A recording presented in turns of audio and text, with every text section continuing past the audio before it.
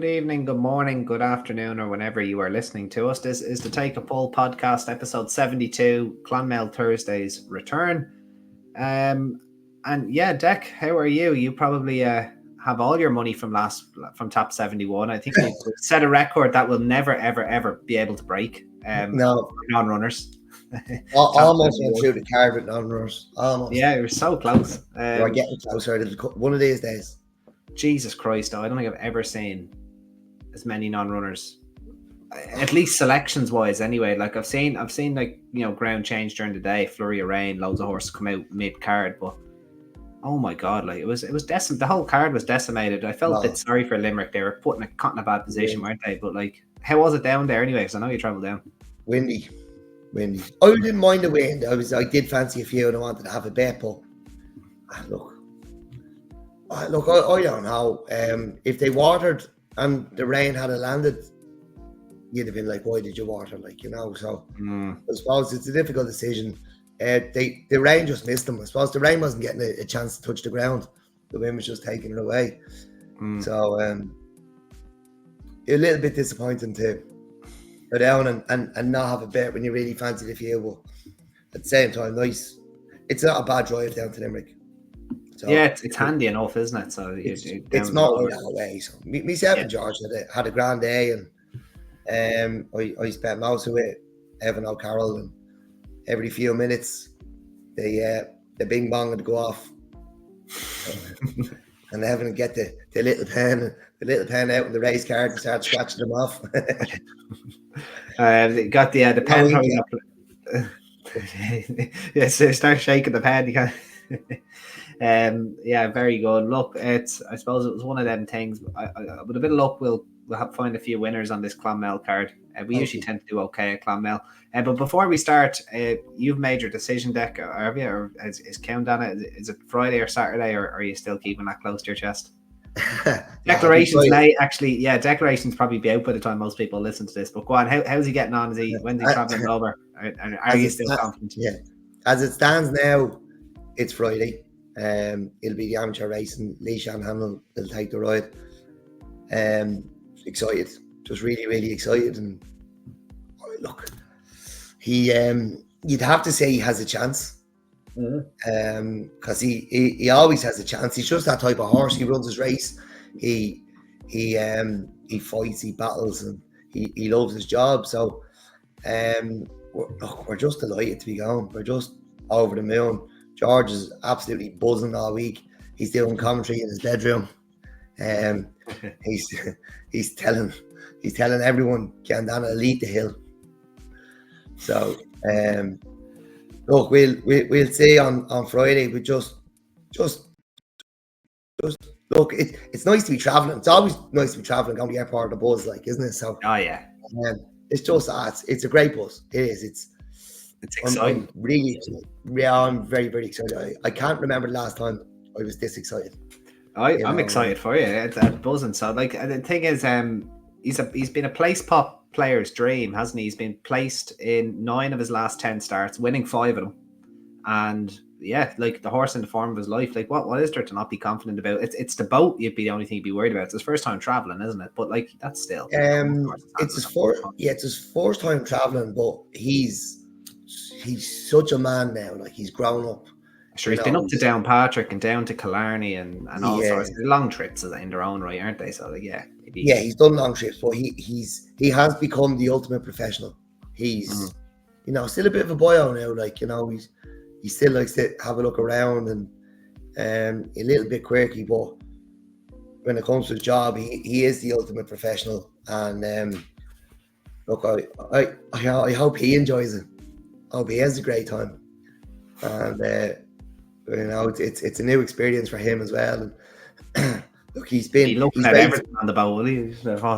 Yeah, he's quite nosy. He's been the mostly country tracks in Ireland, but he has ran at Punchestown. He's ran at Naas, but you know, he's going to Mecca now, isn't he? Like, you know, and I know you say, you know, we do say Cheltenham's at the be all and end all, but it's great to be going with a runner. You know, when you walk into that place, you know, it is so beautiful. Like, it's an Irish race course in Britain. You know, when you walk in, it's lovely. Like, so I just excited and to be seeing people that we know again, you know, and a couple of points. Just want to enjoy it, take it all in, and hopefully he enjoys it and comes home safe, and that's all that matters really. This is just a bonus at the end of another great year. Yeah, absolutely. And he's going for a winter break after this, correct? Yeah. Possibly. Unless he wins by half the track and you have to put him in the Paddy Power next month, is it? Oh, I tell you, I did say that to you. Look, if he won, he's probably only another win away from getting into the Paddy Power 200 grand pop. But that's really dreaming. That's really dreaming now. So, we one race at a time. We go there. We'll enjoy it, and hopefully he comes home safe and he enjoys it. And yeah, it's just a great buzz and a great experience. I'm giddy, like I'm excited. Yeah, well, just we take some pictures and stick them up on the top page. Why not? And get a picture, maybe a video of the horse if you can as well. As long as maybe get someone else to do it. Actually, hand them your phone. Yeah, you do the experience. You and someone else post it up. I'm sure we get a few. We get a few, and ITV might get a few as well. You know, it'll be. Oh yeah, get them over. Yeah, absolutely. He's racing perfect story. Yeah. So brilliant. Yeah, just deadly. Exciting. I can't wait to. Well, very best of luck, and I can't wait to watch him on Friday. And it should be fun. I wish I was going now. Ran out of annual leave. Anyway, we'll start with Clonmel Dec. The 153 is the first race. The Croddy's Lake maiden hurdle. It's over 2 miles and about half a furlong. Still kind of a little bit shy of the decent maidens, but they're very much on the horizon. I suppose this race probably looks like a 2-horse matchup on paper. You're going to have Elusive Prince, who's rated 108, but it's not necessarily a progressive 108, up against Machismo or Machismo. I don't know which way you want to pronounce this one, Dec. A beaten favourite last time out in a bumper and failed to win in 4 attempts in bumper races for Gordon Elliott, but has won a point-to-point on soft ground. So, not the most enticing Gigginstown recruit probably of all time, given what he did last season, but he did run in some decent enough bumpers. Is that form good enough on Hurdle's debut, or would you be taking the exposed Elusive Prince, or possibly something like Gringo Dene, who's rated 99 and that's having his first start for nearly 600 days? Is there anything else in here, Dec, that you think could worry the assumed top 2? No, I think Elusive Prince will go in this time. He has had plenty of goals. As you said, he's rated 108, but like it's a very winnable maiden. Yeah. The Gigginstown horse hasn't won. It's his hurdling debut, and Gringo Dene, he's now 8, and as you said, he's off since March 23. So it is a really good opportunity for Elusive Prince to finally get off the mark, and he's still only 5, Elusive Prince. So I give him a go. Look, it's not very exciting. He's probably going to be short price favourite, I'd imagine, but it's a really good opportunity for him to get off the mark finally. Yeah, it probably is. Like, I was wondering, like, if maybe a horse could take a big step forward, maybe like the Hard and the Wild. And I watched his race, and it's handicaps for him. Despite 2 seconds in point to points, I thought maybe he'd step forward from his hurdling debut, but he's probably going to need handicaps.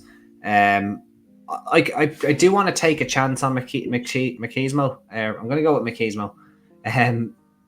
But as I said, he does look like a big staying chaser, and he didn't strike me as a horse like when I went back and watched his runs that of one that he never really looked like he was ever going to win a bumper. He just does look like just a big staying project, and 2 miles around Clonmel on your hurdling debut isn't necessarily going to be what the doctor ordered either. But if he's won a point to point and he has assumed he has that ability, maybe hurdling could bring him forward a little bit more. Maybe they're bringing obstacles back into his races. I just can't trust the favourite, the assumed favourite in the Elusive Prince. I can't trust him, so I would take the hurdling debutant Machismo, but it would be as tentative as it gets, really, Dec. I don't think this is a race that we're going to be getting too involved in, is it? No, definitely not. Definitely not. No, it's not a great one to kick off the card. Sorry, guys. No, unfortunately. But look, don't worry. The qualified riders are next, Dec. So I'm sure you've been studying these for the past few months in the preparation for Friday. The Kilclowney Woods qualified riders handicap hurdle, it's an 80 to 102. So your lad wouldn't be allowed to run this anymore. However, the jockeys that will be riding in your race will be.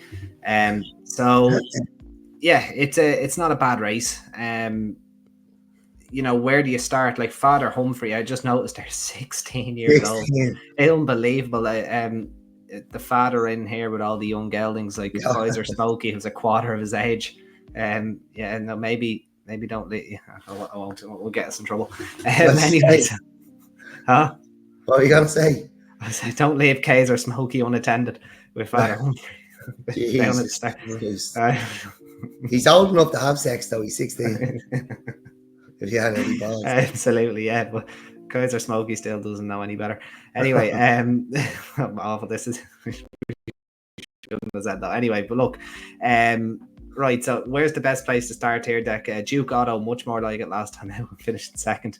Braygock was in good form, 2 runs in, I think, 2 consecutive days with a second and a fourth. I was going to come down on the 10-year-old who's, he's been around the block plenty. The mayor, I should say, in Romella, who was ahead of Braygock last time out. It was a good run, and I think a replication of that should see her go very close. Now, she is up a pound and isn't probably hiding anything from the handicapper. But she's been consistent. She was consistent the last days. Like, she jumped well, travelled well, did look like the winner, just was kind of out battled by Cleopatra's Needle. No real harm in that effort, I don't think. But who's your fancy here, Dec? I doubt it's a 10-year-old mare, so that's why I was happy enough to give my selection before you. No, it is. It's not a 10-year-old mare. It'd be half that age. But look, I suppose Willie's filly's probably going to be favourite straight home. She showed plenty of improvement since she has joined Willie Mullins. She was beating a short head at the stall. She's up 5 pounds for that, but she's quite quirky now. Her 2 runs for Willie, she's hung, she's jumped right, and she was just collared on the line that day at the stall. So I would be keen to take her on, and it would be with Rene Artois. He struggled last year as a 4-year-old, but he's had 3 runs now this month, and it looks like he's getting the hang of things. The cheek piece to stay on for the 3rd time. Only a 5-year-old. Like, I would just disregard his form as a 4-year-old. It's tough. It's tough times, and it definitely looks like a horse who's starting to get the hang of it now, and there's a win coming soon. Hopefully it's Thursday. Yeah, all right. So Rene Artois in the tongue-tie pieces, first time combo. Harry Swan also taking the ride, notable enough booking. So interesting. I'll stick with the 10-year-old, the L one in Romella. Hopefully she runs a decent race. Next, Dec, is the Trio 3, the Irish Stallion Farms EBF Mares Maiden Hurdle. Again, probably not the strongest of races. Tarazee was pulled up last time out in Grade 1 company behind Jade de Grugy.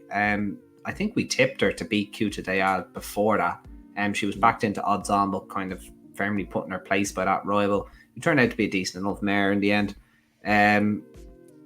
Do you think she makes amends and just goes in here? Like, again, doesn't look like the strongest of races.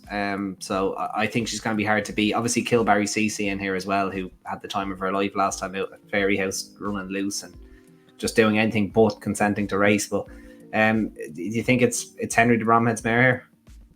I do. Like you said, she was second to Bioluminescence, second to Cute Day. She was pulled up in the Grade 1 mares race at Fairy House at Easter. She was a point-to-point winner, beating Sharp Object, who's the Syndicate's racing mare, trained by Willie. So, look, the horse clearly has a lot of talent, and look, this is a really, really good opportunity for her to get off the mark, and she'll be short again. Not exciting, but she should just go and win. Yeah, I think she'll go and win, and she's one that you could maybe see try and snag an early graded race early in the season. I know there's one at Navan. There was a Henry de Bromhead mare I really liked last year who just did not go on. She won a maiden hurdle at Limerick.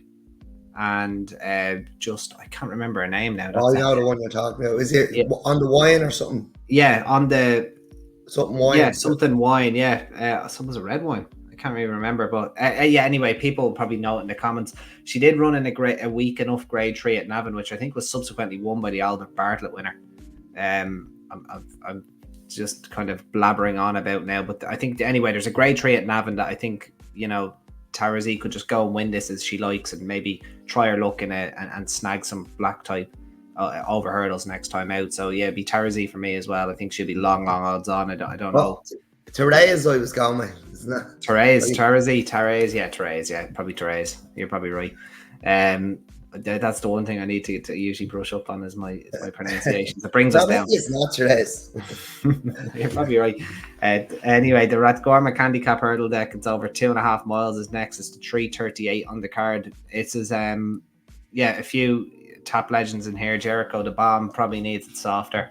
Niall Moore claiming a good 7 off him. Callison makes a stable debut for Eamon O'Connell after being sold out at Gordon Elliott's yard from Jigginstown. Won a juvenile hurdle last season. This looks difficult though.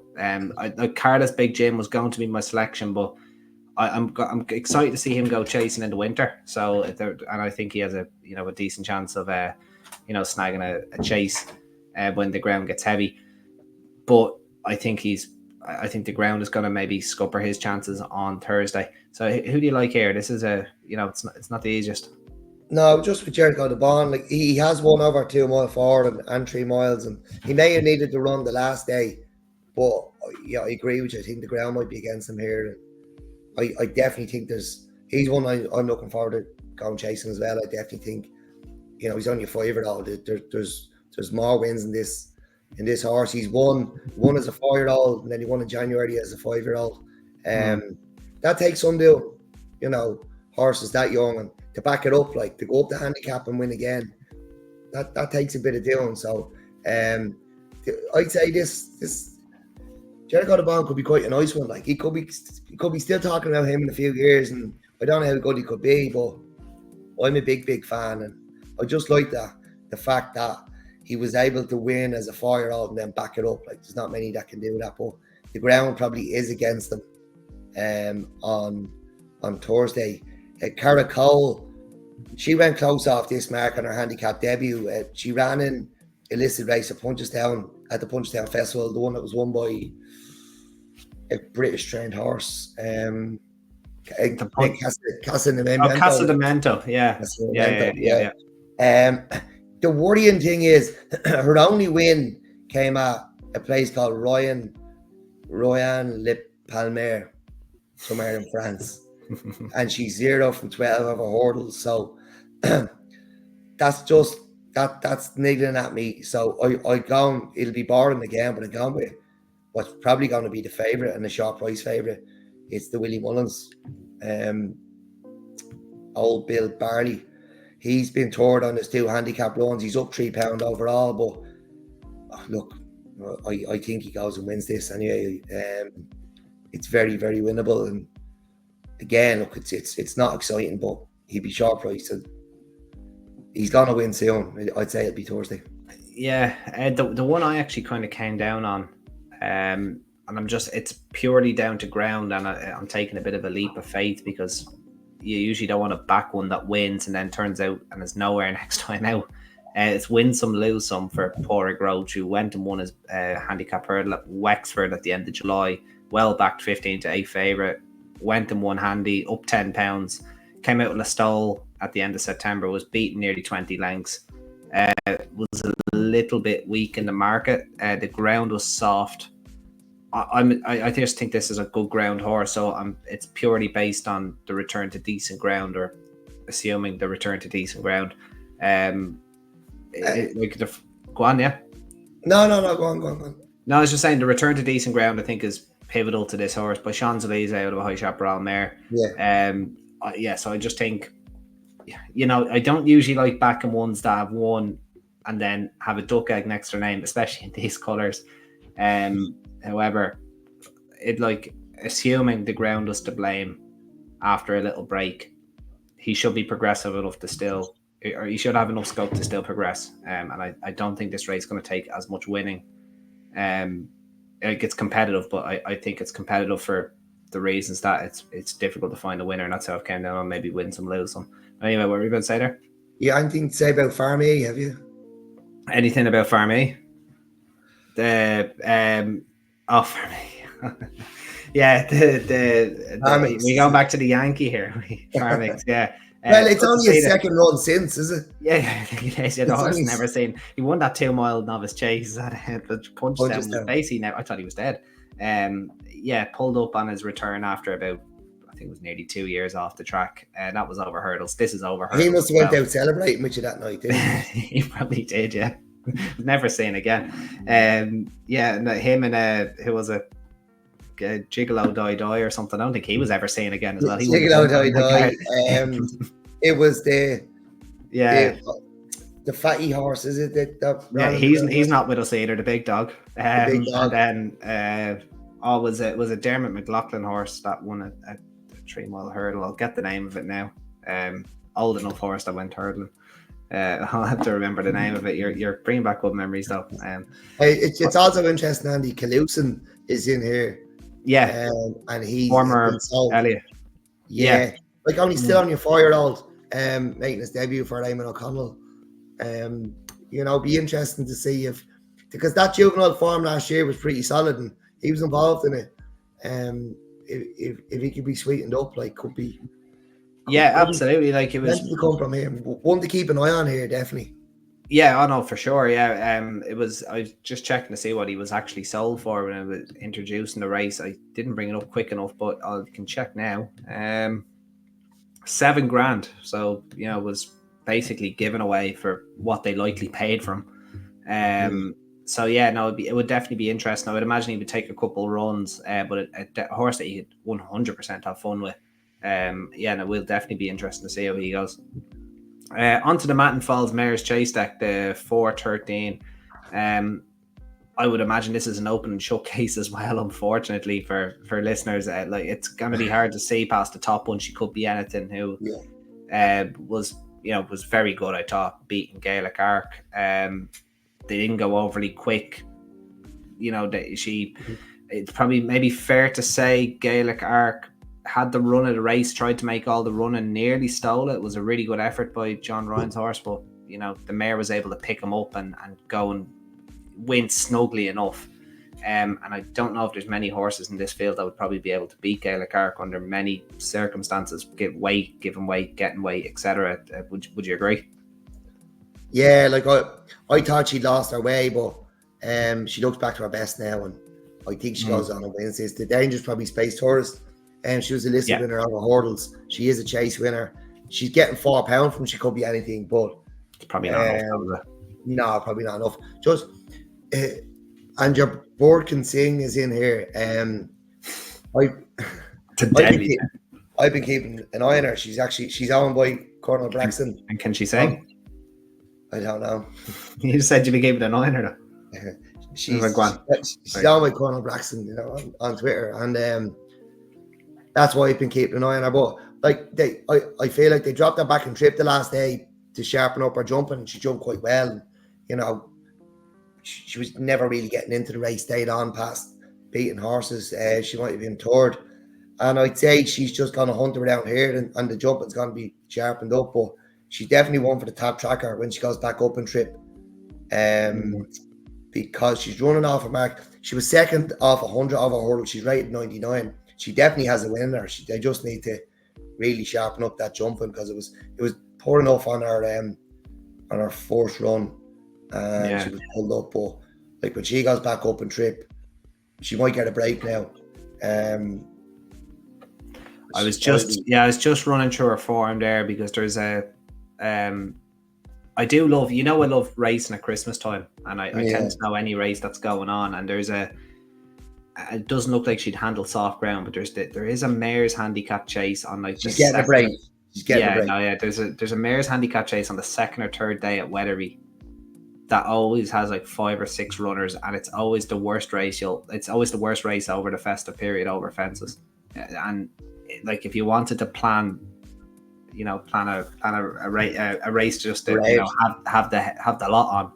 It's there, but it's if she won't handle the ground and get on the boat, it's probably not the best. But you're dead right though.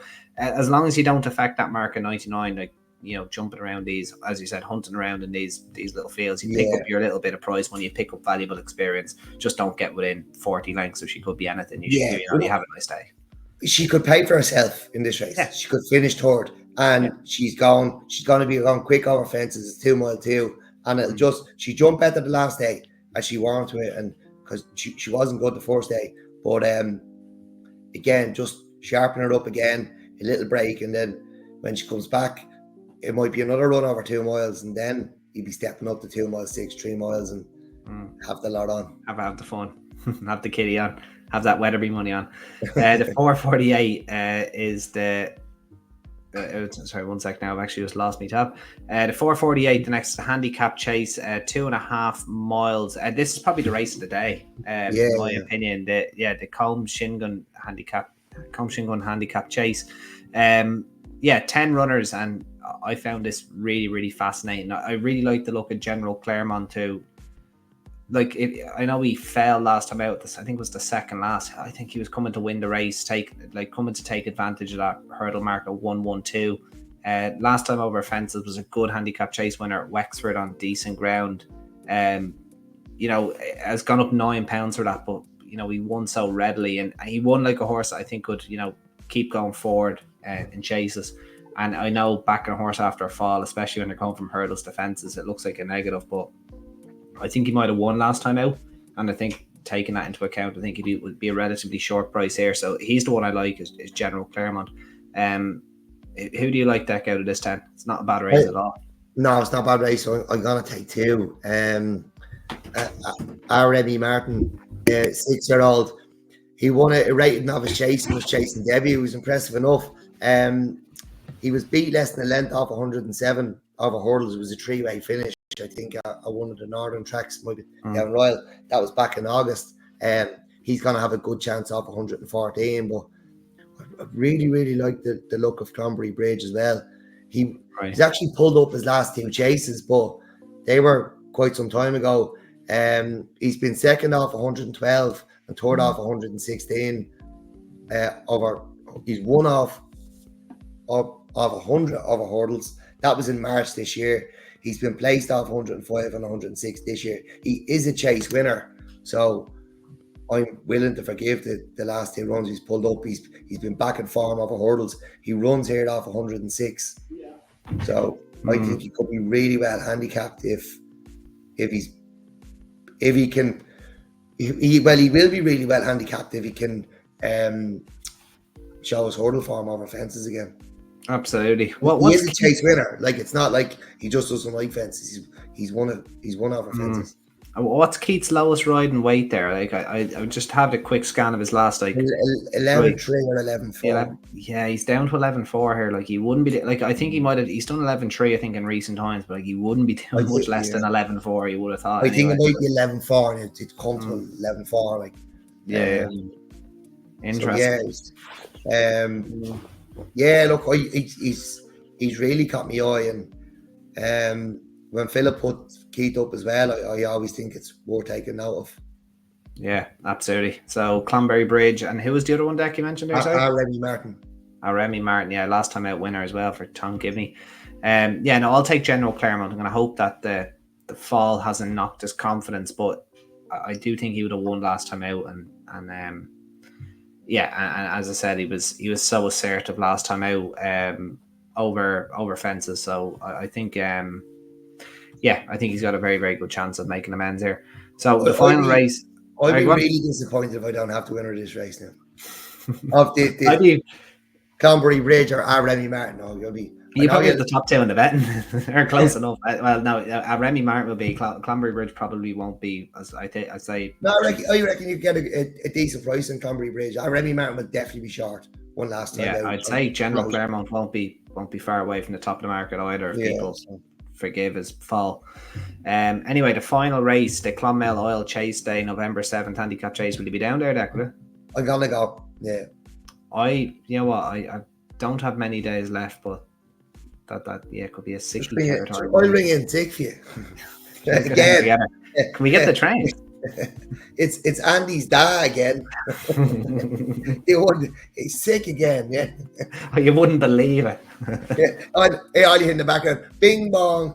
Number 3 in the horse race is a non-runner. Oh, starting prices. Winner numbers. Anyway, right, okay, so the 5:23, yes, the Clonmel Oil Chase Day, November 7th, and I think there's a plot job in here, Dec. A horse, an old favourite of mine, Prince of Air. He's in the sale tomorrow. That's the whole thing. He's in the sale. It's the 25th of October. So this race is Thursday. Thursday's the 24th, isn't it? The sale. No, he's in the sale the day after. So what you do is you win with him, and then you sell him the next day with a 1 beside his name. Update they've been working back from this. It's the perfect plan. You go win the Clonmel Oil Chase Day, November 7th handicap chase. You take your pot, you have the lot on, you win, and then you sell him, and it's brilliant. It's really like winning a claimer, is it? Yeah, it's like winning a claimer, except the horse is for sale 24 hours later. Yeah, basically. Yeah. And the horse probably doesn't even need to travel because it's an online sale. They probably just sell him from his box. But no, I do. Where was the picture? They did a picture of him, and it was like it was an Ascot or something, wasn't it? There's a picture of him as a year. No, there was stalls behind him, wasn't it? In the picture, big, a mile straight behind him, wasn't there? Yeah, I'd actually, to be honest now, he's a horse I'd probably like to buy. I do think there's races in him. Yeah, so boy, yes. Yeah, look, he was a well enough punted favourite last time out as well. Drifted a little bit nearly off, and I noticed because I was keeping a close eye on him. I've been following the horse for a long time. It's a horse I've been following for a long time. He's been really, really consistent, but his handicap mark hasn't necessarily ascended. For like kind of a lack of a better term. So he's in off 91. He's definitely capable of winning off 91. I've been of the opinion that he probably needs to go up and trip, but they have tried that and it hasn't necessarily worked out. So decent ground, 2 mile 1. Just get out and just ride him like the best horse in the race here. And I think he's got a really, really good chance, Prince of Air, to close the card with a winner for me. I see Crows ate the apple tart in here as well for Michael Winters, who's tends to do very, very well at Clonmel as well. The horse is in absolutely flying form. I think they're trying to take advantage of a lowly chase mark from him. He was a hurdle winner last time out. 13 runners, Dec, but who do you like? Look, Catherine has won our last 2 of her hurdles, and she has had 3 chase runs before that. But coming in with the confidence after winning 2 hurdles, she could look like a totally different animal over fences altogether here. And I do think she's a big, big danger, but I've gone side with Warmer Days Ahead. It is his chase debut, but he's only a 5-year-old, and he was a winner of a hurdles off 92 last time out. He's running off 100 here. You're gonna have to trust he can jump fences, and he likes them, but he's the one with the most potential in the field, and I am going to take the chance that he can jump fences, and he likes them. But I can see Catherine being a different horse over fences to what we would have seen previously after those 2 hurdle runs. Yeah, absolutely. Yeah, no, that was the reason I didn't go towards Warmer Days Ahead. It was his chase debut, and I know they love to do pull their chase market at thin air in the UK. You have to be of a certain level and have to have run a certain amount of times to do it in Ireland. If I'm not mistaken, I think it's 6 runs. So this horse has had 7 and has won and is rated 100. So Oliver McKiernan probably couldn't have drawn it up much better. I don't know if he can be rated over 104 or something. You have to be low rating, yeah. I think it's 104 or less. You've had to have run 6 times over hurdles, and then I think you can go straight into a handicap chase. I think. Don't quote me on that. I think we got a chase rating without straight up. Yeah, I think. Yeah, I think we ran in 1 beginners and got 1. You had Ceanndana there. You had him off 87 though, was it? He's done nothing but progress. So yeah, you probably would have been. Yeah. And you had a good few runs over hurdles, didn't you? So His first win was off 87, I think. 87 Yeah. 88. Yeah. So he's very good. He's 118 now. 120, 121 in Britain. Yeah. You say 121. Sounds better. Yeah, sounds better. Yeah.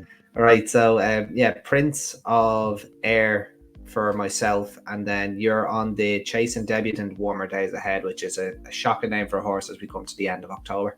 But I can see Catherine being a big danger to him. Yeah, we'll see how Catherine goes as well. So, a good fun card at Clonmel. Hopefully, a good few winners in there. Anything else you want to leave us with, Dec? I don't know if there's any other meetings that you want to give a shout out or anything. Anything else before we go? There's only one meeting in my mind this week, and it's not even in Ireland. No, it's not even in Ireland. I'm just looking forward to. I'm just looking forward to the experience, and I am looking forward to meeting people that I meet anytime I go to Cheltenham. But for the Umflin, for George, it's so special, and I get so much crack out of that, and he is really, really excited. Like, as I said, he's doing commentary in his bedroom all week, and he's telling. I think people are like, what's this young on about, please? I told you earlier, he's telling people he's going to eat the hill. So, he is absolutely buzzing, really, really excited. So that's what it's all about. That's what it's all about. Like, he thinks this game is easy now. Like, he's got involved in one horse. He's mugged off many an owner. Oh, she's on the telly all the time. Like, he's been on TG Car, he's been on racing TV, and he was on my phone earlier, and he wanted to go to the racing TV, and he's like going to the shorts, and he's like, "Am I in here? Why am I not in here?" That he thinks this life is easy now, but I get such a buzz of watching him, and Keith has been so good to him. They're nearly like mates now, and it's great crack, to see him and Keith after a race, and the time Keith gives him, it's just such a buzz. Like, it's good to I swear to God, the horse knows him. He recognizes him. He looks at him. Like, I'd say they will. Yeah, the horse isn't stupid. When he's walking around the parade ring, like, he looks over at him. And I told you that about Jordan Ross's open day, that like about 200 people there. Nobody could go near Ceanndana. He wasn't happy apart from one person. The only person he let go near him was George. So, I like to think they have that little bond as well. It's just great. It's brilliant at the moment, and long may it last. Long may it last. Won't go on forever. So we'll cherish it. Absolutely. Yeah. Well, what you will have forever is the memories and the experience of going along with a very progressive 7-year-old. The horses that we quite enjoy covering on the pod, you just happen to own one of them. So that's it's brilliant. And very best of luck to you. And I can't wait to go on Friday. And then you're just before we log off, the walk is this Sunday. Is that correct? The walk is Sunday. Yeah. So home to Cheltenham for the walk. Going to be a busy few days. Crawl probably for knowing you at this stage. Hopefully we're after winning the race, but look, it's just the walk is on, and we're going to enjoy that as well. It's on Sunday, so if you do back Ceanndana and he does win, Charles the $5 for the tenner for Our Lady's Hospital, for the Children's Health Foundation in Ireland, because children are important, and as I said before, there's no more humbling place in the world. You walk into that place and you see children that won't live past Christmas, and bring it right back down to earth. So they do need all the help they can get, and they're doing good work, and they need support. So every little helps. I'm to try and dig out the dinosaur costume from the wardrobe there. I'll probably have to get a different costume at this time. I can't keep wearing the dinosaur costume. No, you were. I let Jack be the dinosaur costume last year. It was Ronald McDonald last year. Yeah. Well, that's why I was waiting on Spillane Tower for a treble, and I didn't back the first two. I was Waterford Whisper, Spillane Tower, and something else. And I was waiting on Splan's Tower for the treble, and Splan's Tower was the only one I'd backed singly and was beat a dual grade 1 winner beaten in a beginners at Galway that day. Fourth, wasn't even placed, and my treble went down. So Ronald McDonald was the aptly picked out costume for that day. But anyway, that's all we've got time for on the Take and Pull podcast. We'll be back probably next week, Dec, because you're prepped for Cheltenham. Very best luck to Ceanndana. We'll be back with top 73. It's probably going to be what punches. There'll probably be a midweek punches down or Ferry House card, I'd imagine, potentially. I'll have to double check. But until then, guys, that was the Take a Pull podcast, episode 72. Keep sharing and subscribing, and thank you very much for listening. Bye-bye. Bye-bye.